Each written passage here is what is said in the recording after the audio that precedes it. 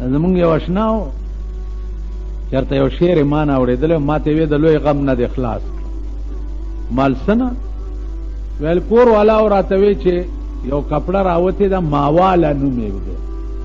څه نوم یې دی ماواخله نو زمونږ ښځې چې بجاج ته وایي چې هغه ماواخله راواله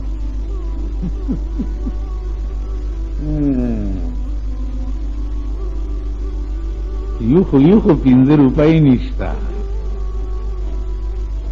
ماواخله وی ښځې راته وی چې ماواخله کپړه راوړه وی ما ورته وی چې ښځې دا نن دې څنګه جامې اغوستې وی راته وی چې زړې وی ورته مې ووی چې ځان دې زړو جامو کې جوړ کړه لکه په وران کلي کې باغ د ګلو وینه په دې زړو جامو کې ښځې داسې ښکاري لکه په وران کلي کې د ګلونو باغ نن خو ما ته داسې ښکاري ویلې د ډېرې مینې نه راغاړې وته ویل مال چې مبارک شه او ترې راووتم ویل د لوی غم نه په دې یو شعر خلاص نن د سړو نه د باګړو د لګان دې ښځو جوړ کړي د باګړو چشمې به ښځې تعالی کمې چشمې ریبین د ریبین چشمو قیمت ورشي پښتنه په حیات آباد کې وکړي په 2000 په 3000 په 4000 ریبین چشمې کې دا ښځو چې کومې په سترګو کړي دي دا ریبین دي دا زمونږ په سترګو خو د 200-300 روپو چشمې دي که په د نظر دي دا ریبین د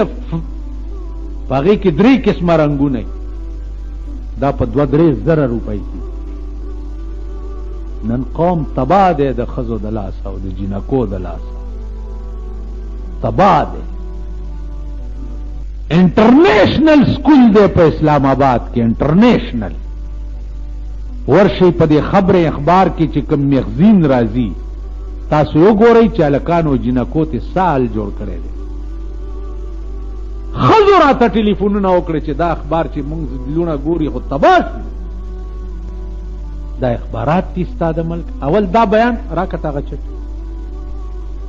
دا ستاسو وطن دی ما درته وی چې بیا منځونو لره نه شي دلته دا وګورئ دا غډمې فوټو دی او دا بیان دی بیان څه دی اسلام میں حلوہ کھانا فرض تو نہیں پھر یہ مولوی حلوہ کیوں اڑاتے ہیں مولویوں سے ڈرتی ہوں نہ ان کا اسلام مانتی ہوں روزی کمانا اسلام میں منع نہیں ہے اور دڈمی کار صحیح ادر تا پتا دا کوئی کزدا کار کوما نو روټایف غټل په منع نه دي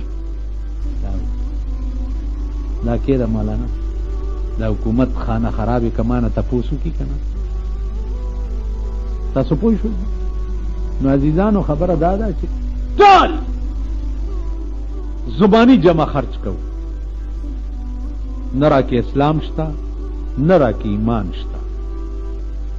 ایمان لفظ ترجمه زده کوي لفظ مونږ ټول ځان ته ایماندار وایو ایمان لفظ ترجمه دا ده تصدیق ما جاء به النبی پیغمبر چې کوم شی د خدای نه راوړی دی او په کوم شي راغلی دی د هغې یقین کول په هغې عمل کول دې ته ایمان وایي چې د چا یقین او عمل پې نه هغې کې ایمان نشته نو اهدنا الصراط المستقیم په ځای پاتې دی نور خیر غواړئ په خدای قسم په خدای قسم چې ما کوم اولیاء او بزرگان لیدلی دي ما ته وی بچیا چغې ډېرې مه وه مرای مستړې کوه دا دې وخت کې چې څومره مړه کېږي په کټ کې لا په کور کې پراته او په جهنم کې داخلي زمونږ به دا حالي زمونږ به دا حشر